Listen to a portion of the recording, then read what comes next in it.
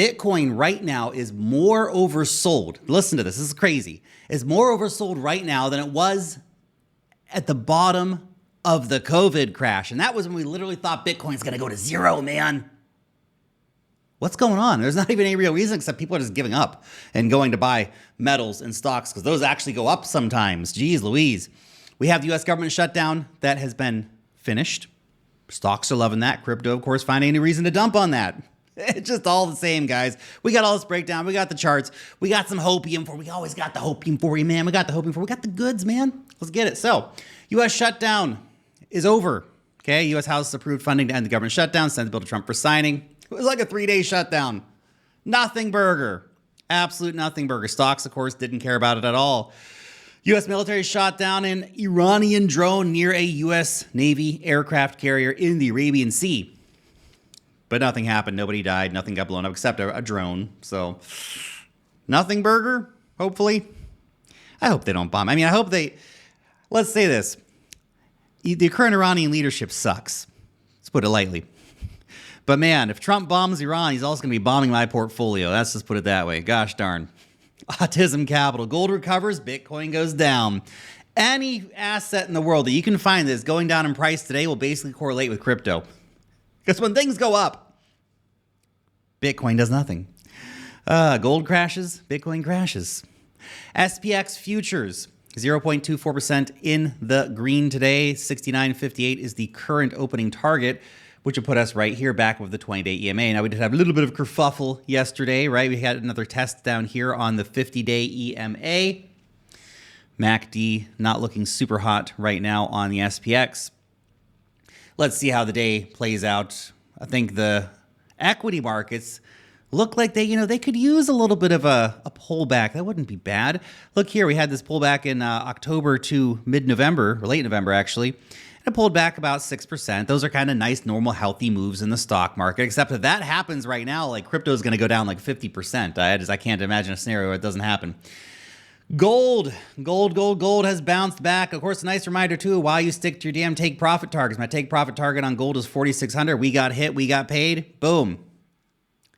Now, of course, here we go. We're bouncing back. The question is whether this is the scenario that plays out. We bounce back, head up to new highs and start putting in more higher highs and higher lows. Or if we are going to be facing a situation like this where we have some kind of move here and then start putting in like this and start heading down. We shall see. A lot of hype still for gold. A lot of big analysts still calling for big moves on gold. Let's see what happens. Copper, the other metal. Copper gains much 4.2% after China's stockpile plan. China, the world's largest consumer of industrial metals, looking to expand its copper inventories to secure supply. Guess what? That's going to be hard because there is way more demand than there is copper right now and mining production, okay? Copper is going to go to the effing moon. It's probably a great 10-year investment that I'm going to keep allocating money to it. Currently, the only copper exposure I have is through CopX, which is a copper miner ETF. I think this is one that got pretty overbought here, actually. So I'm just going to keep slowly adding into this position. I'm not going to go crazy or anything on it, but I think this is a position that could get quite sizable over time. Obviously, it'd be great to just buy 10 tons of silver and put it in the car park, but I'm not sure that's the best idea. Probably much easier just to have a freaking ETF. So you can't really get spot. You can get spot exposure through ETFs, but they're not widely available. There's a Toronto-based option called Sprott Copper ETF, which they actually have a warehouse where they store copper. I think the fees are like 3% or something like that. So pretty high fees. But if you believe in the copper trade, well, there you go. Now, before we get into the Bitcoin news, a real quick word from today's sponsor. Let's take a quick second to talk about your portfolio. If you are in the UK, yes, you, and you've been looking to get into crypto, or you're just sick and tired of the high fees and the limited options, you need to check out Bitpanda. Look, we've all been there, signing up for a platform only to find they have like 5 coins and charge you a $5 just to move your own money. Bitpanda is changing the game in the UK. They offer over 650 different crypto assets. That is officially the widest selection in the country. You heard that right. The best part, it's actually accessible. You can start trading from just £1. Whether you're putting in the price of a coffee or you're building a serious position, there are zero deposit and withdrawal fees. What you see is what you get. And they're already trusted by over 7 million users across Europe because they don't mess around with safety. Whether you're on your laptop or you're using the mobile app, while on the tube, it's accessible, it's reliable, and it's ready when you are. Stop overpaying for less. Hit the link in the description to join 7 million other crypto traders and start trading with Bitpanda today. Now the Bitcoin talk. So look, Bitcoin is trading lower than when the first crypto president was elected. No, really, it's crazy. On the day he won the election, the price was 74K. We dropped to 73 something last night. Good job, Donald. Come on, man. Pump our bags. What are you doing? What are you doing, Donald? I tell you. Matt Hugan of Bitwise, one of the big ETF firms, said just at a meeting at a major wirehouse, they view the pullback as an opportunity, not as a threat. Big money people, right? Nearly all their clients have zero exposure to crypto today. They all want it to be 2%. That's a lot of money. It's a lot of money, man. Quentin, Bitcoin is more oversold than during the effing COVID crash. That's insane. I cannot, these are crazy, man. This is, like, seriously? Seriously, what the heck is going on? And for no real reason. For no real reason except for everybody just giving up and walked away because they wanted to buy silver and tech stocks. Oh boy, crypto, you got to get your shit together. This is embarrassing at this point. Another one here from Quentin saying, your timeline is extremely bearish and screaming it's over. Maybe the data says we're closer to the cycle bottom than the top. This is the MVRVZ score. Looks pretty fucking bottomed out to me. Can always go lower. Matthew Hyland, 2-week RSI now inside the zone where all major cycle bottoms have been found. What if this is the end of the bear market, not the start of the bear market?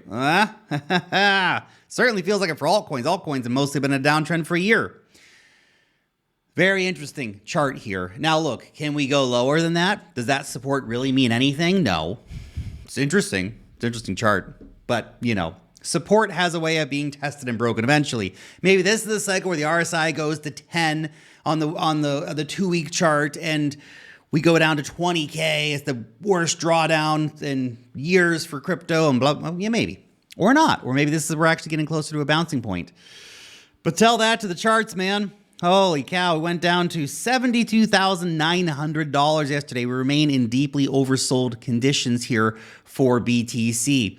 I think a bounce is likely at some point in the not so distant future, but the reaction so far has been very muted from the market.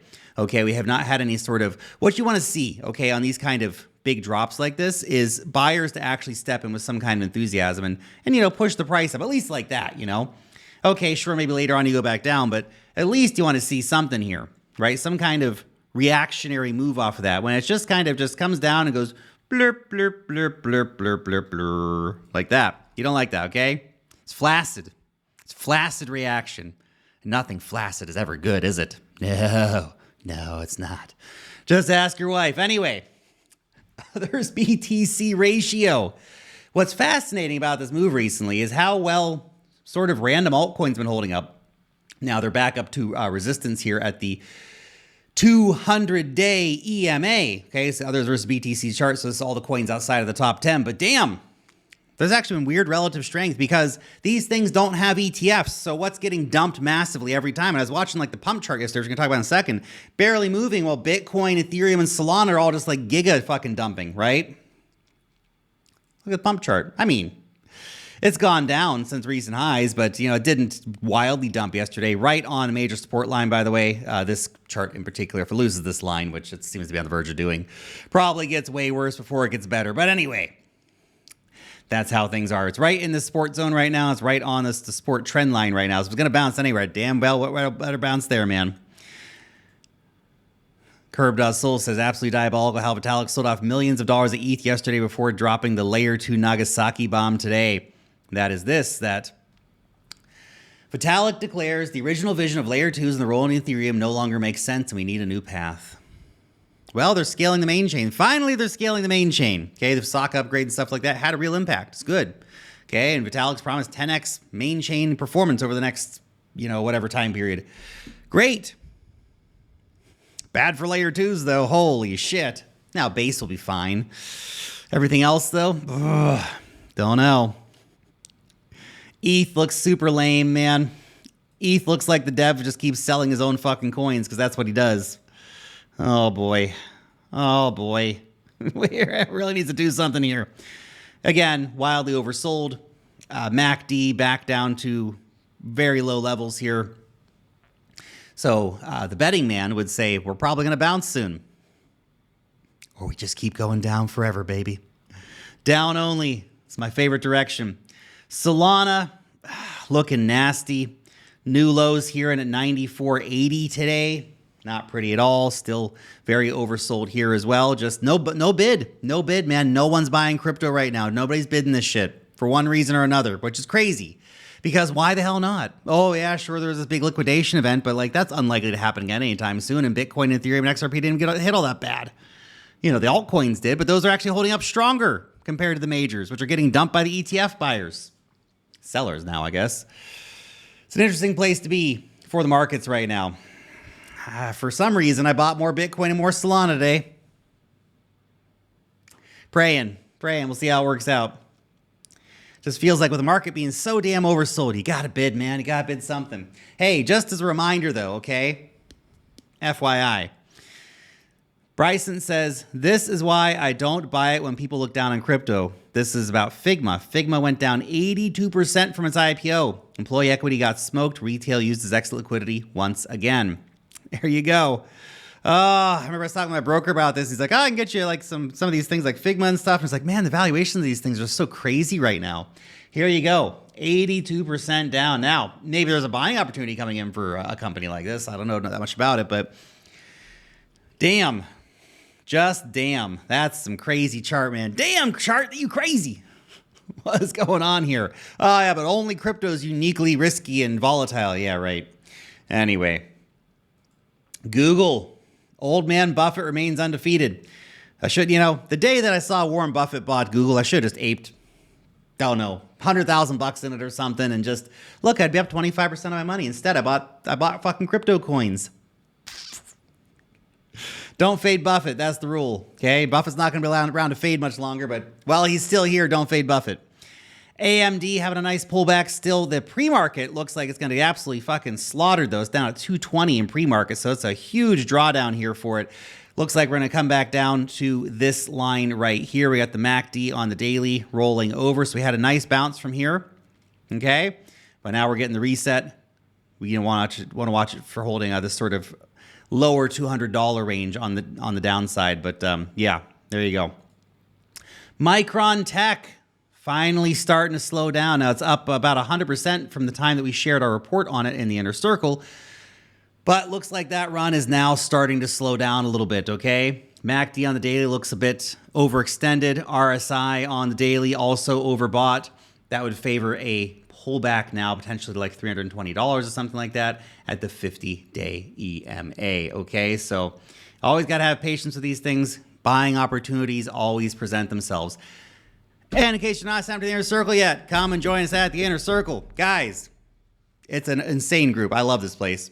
It's so much fun to hang out with everybody. Got me, my team, our group of traders and investors all hanging out in there, all having a good time. Here's the deal, okay? When you sign up, you'll get access to the community. You'll get our trading course, $299 value. You get it for free.